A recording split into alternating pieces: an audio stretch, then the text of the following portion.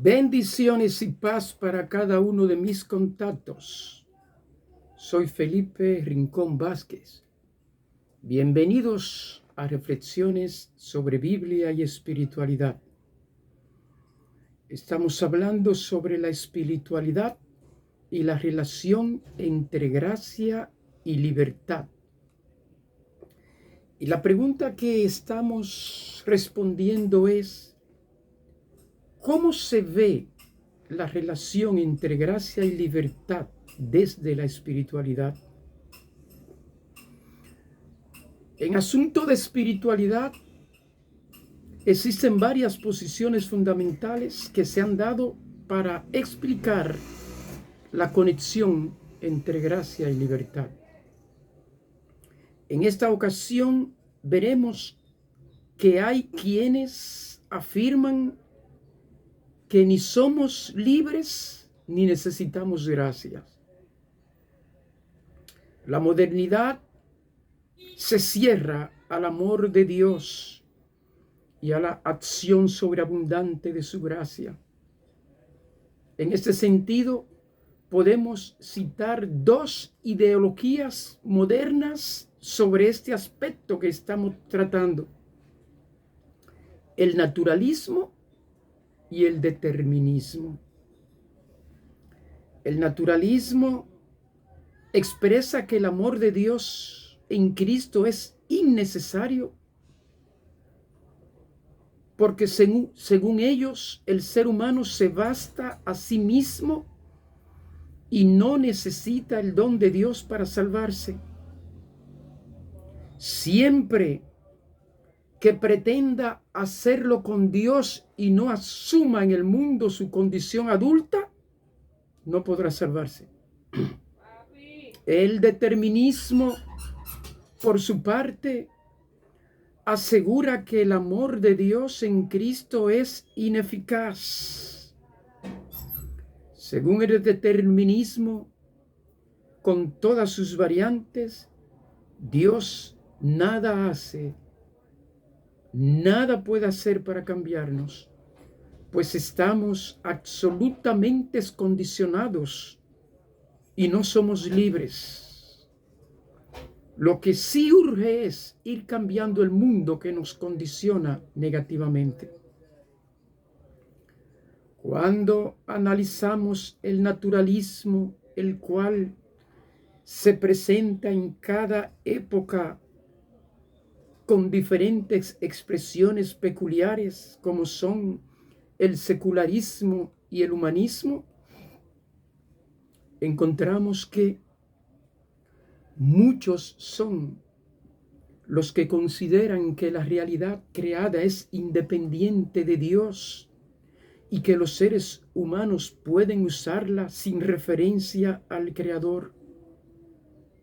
Sin duda que en el plano teórico todo creyente reconoce que esta es una falsedad. Sin embargo, en el plano práctico son innumerables los creyentes que aceptan el liberalismo autónomo. O, como si no fuera preciso reconocer su soberanía, la soberanía de Dios sobre el mundo.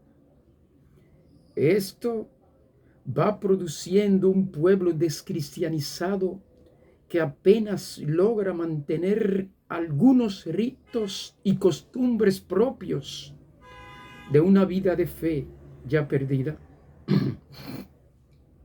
La idea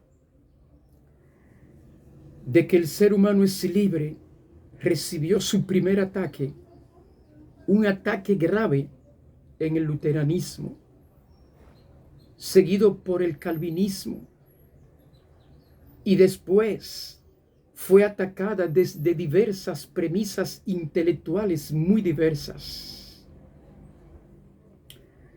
La negación de la libertad del ser humano invade al mundo de la filosofía moderna.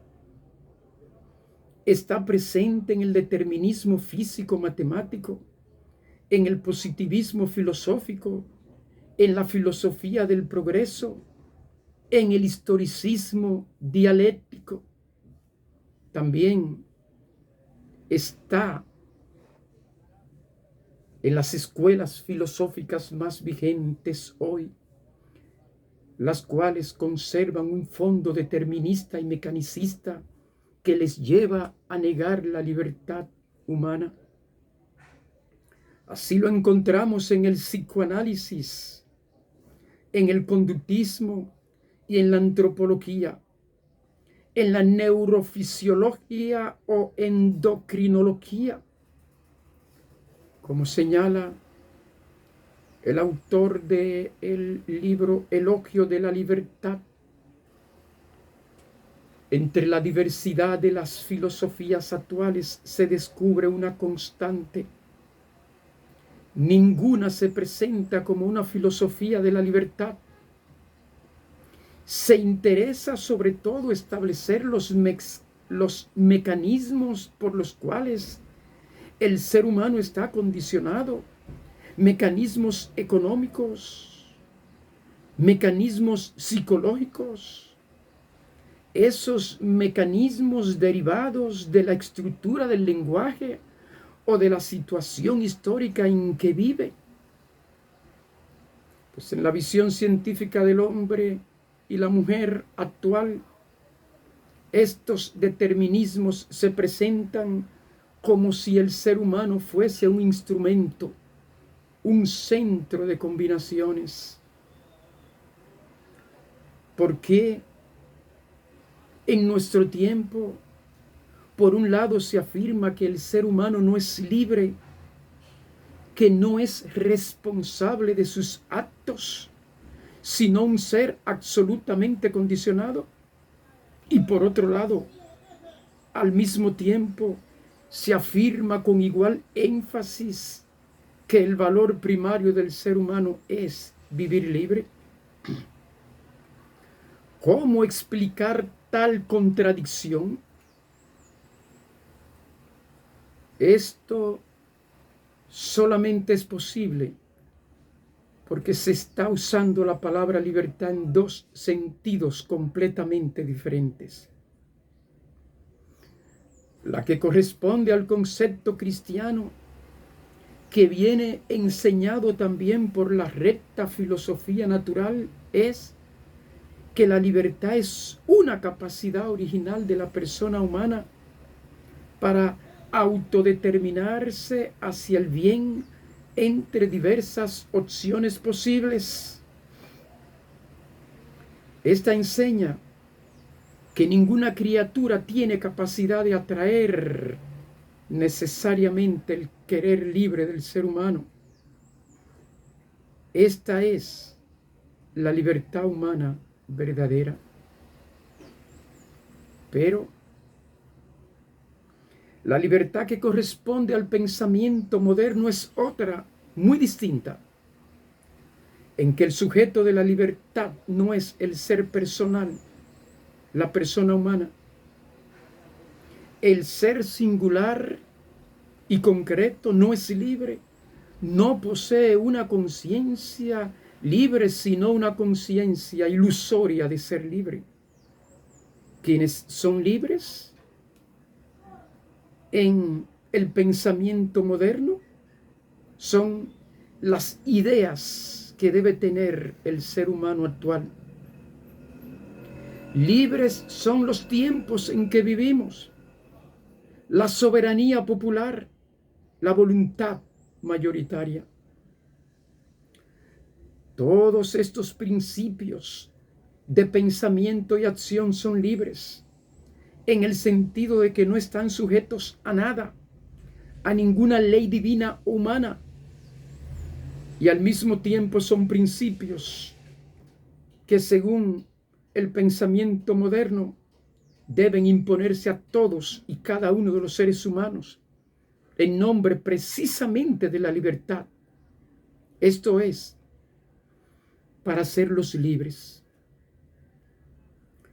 Por tanto, estos principios libres niegan la soberanía de Dios sobre el mundo y niegan la libertad real de la persona humana. Como se puede apreciar, el sentido de libertad moderna no se aplica al ser humano, sino a algo que siendo inmanente en el mundo, es concebido como lo absolutamente incondicionado. La naturaleza, según Spinoza, la idea para Hegel. La incredulidad moderna no cree ni en la gracia de Dios, ni en la libertad del ser humano.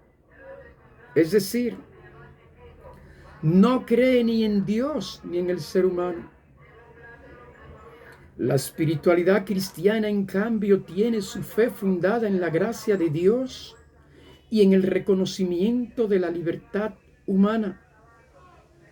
En efecto, todo acto de fe es puro don de Dios, pero es un don que solo el ser humano, por su naturaleza libre, está en disposición de recibir. En esta atmósfera espiritual en que vivimos, el cristiano mundanizado apenas logra mantener su fe en la gracia y su fe en la libertad, aunque supera malamente la teoría de esos ateísmos y agnosticismo que en nuestra época hayan una difusión generalizada. En la práctica viene a ser un ateo práctico, o si se quiere, un cristiano no practicante. Los cristianos descristianizados en la práctica, en su vivencia cristiana, no creen ser libres, no asumen su responsabilidad, no se sienten culpables, ni creen en la posibilidad de cambiar realmente.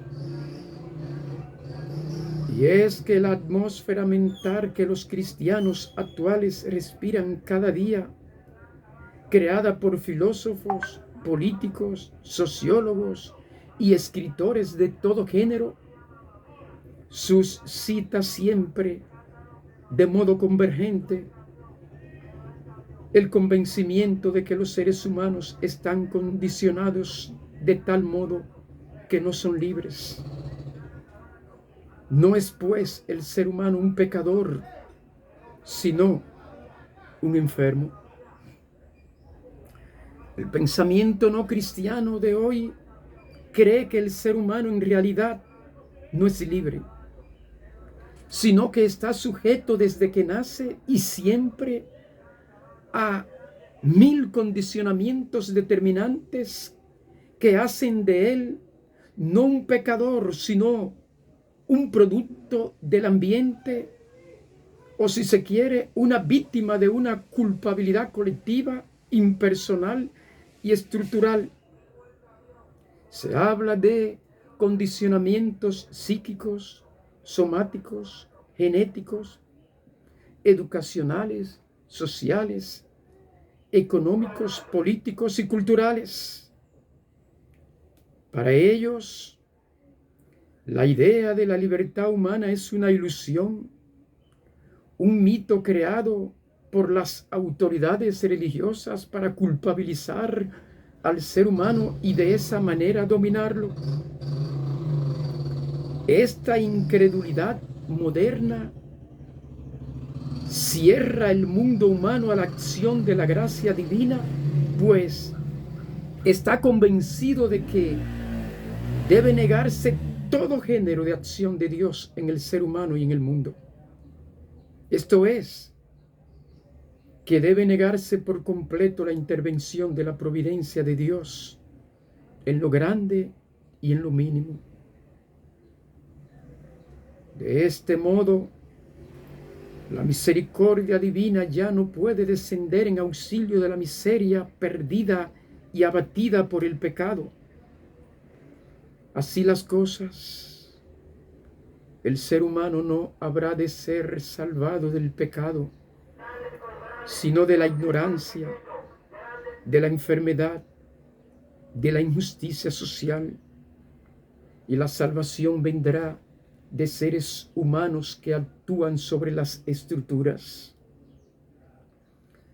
Son pues necesarios médicos, ingenieros, científicos, políticos, que transformando las estructuras de la vida humana produzcan un hombre nuevo, una mujer nueva y mejor. En este caso, son innecesarios Cristo, la iglesia, la oración de súplica y otros elementos de gracia. Estos son más bien vistos como peligros que distraen al hombre y a la mujer del ejercicio de su propia fuerza y pueden debilitarle en la convicción de su poder autónomo. Esta creencia es peligrosa. Y el peligro de esta creencia está en que todos los campos de la vida cristiana quedan improductivos, estériles, inútiles, cuando falla la fe en la gracia de Dios y la fe en la libertad del ser humano. Quedan improductivos, estériles e inútiles. En primer lugar, el esfuerzo metódico para adiestrarse espiritualmente. El conjunto de práctica y hábitos para conseguir la perfección moral y espiritual. El estilo de vida austero y de renuncia a placeres naturales. El esfuerzo humano que responde a la gracia de Dios se debilita cuando se duda de la fuerza de la gracia divina e igualmente cuando se duda de su propia libertad. El cristiano entonces padece sus pecados, pero en el fondo no se siente perdonado de ellos, y menos aún intenta la conversión de su vida, pues no creyendo en la gracia ni en la libertad, se experimenta a sí mismo como irremediable, al menos en tanto no cambien las estructuras que le condicionan negativamente. Por eso continúan pensando y sintiéndose pecadores. Pecadores arrepentidos, pero pecadores. No intenta la conversión porque no la cree posible ni tampoco necesaria. No procura una provisión más copiosa del Espíritu.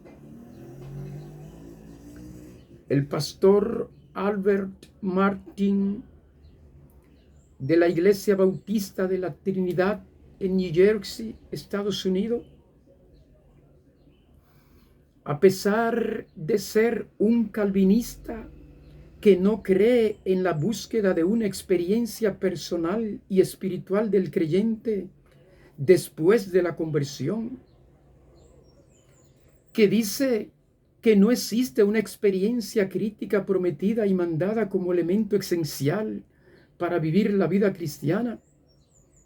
A pesar de ello, se lamenta por el tipo de cristiano torpe, inerte, no experimental, frío, blando, que lleva el nombre de reformado.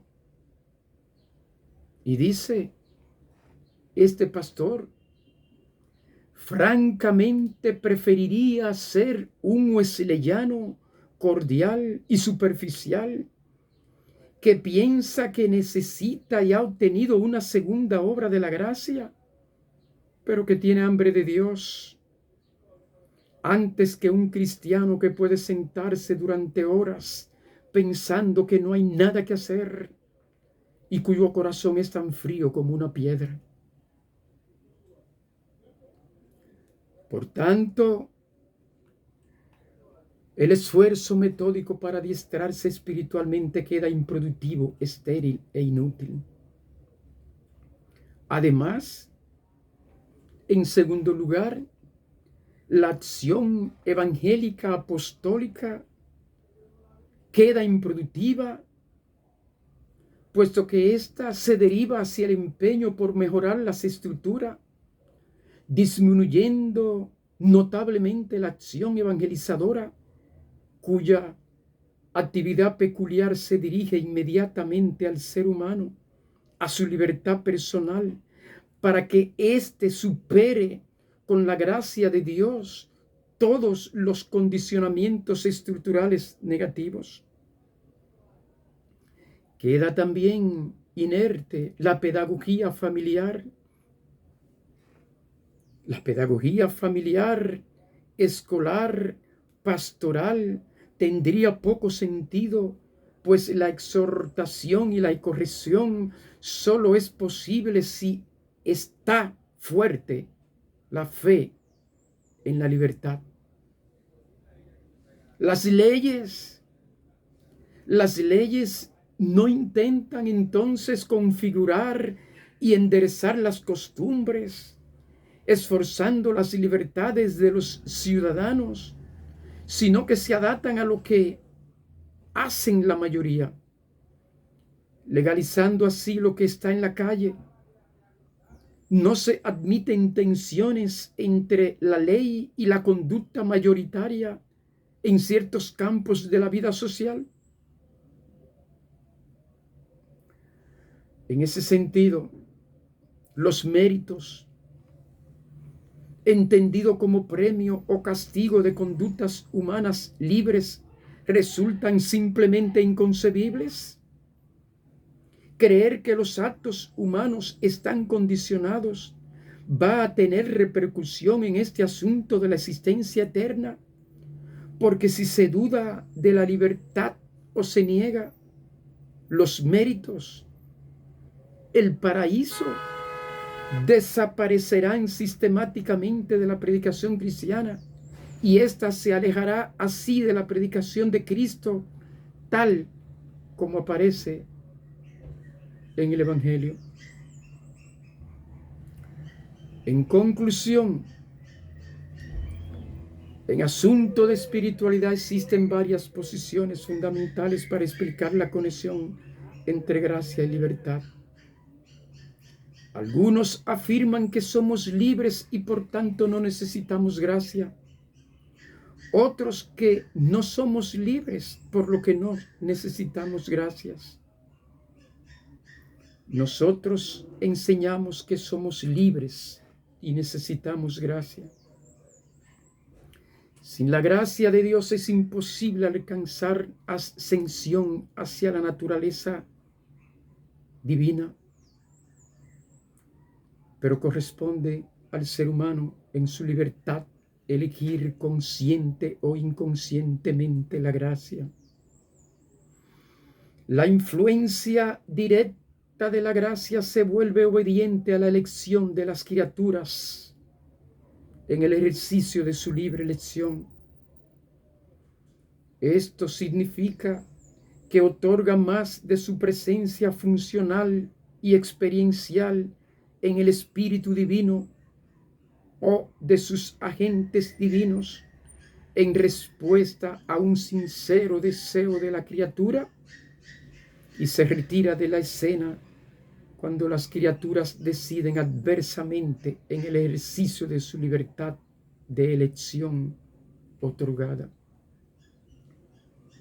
La presencia del Padre Espiritual por medio del Espíritu Divino debe ser elegida consciente o inconscientemente por el ser humano, pues el ser humano ha de hacer uso de su libertad. Si esta reflexión te fue de algún provecho, dale a me gusta y compártela con tus contactos. Y si no te has suscrito, suscríbete para seguir recibiendo nuestras reflexiones sobre Biblia y espiritualidad. Bendiciones y paz para cada uno de ustedes.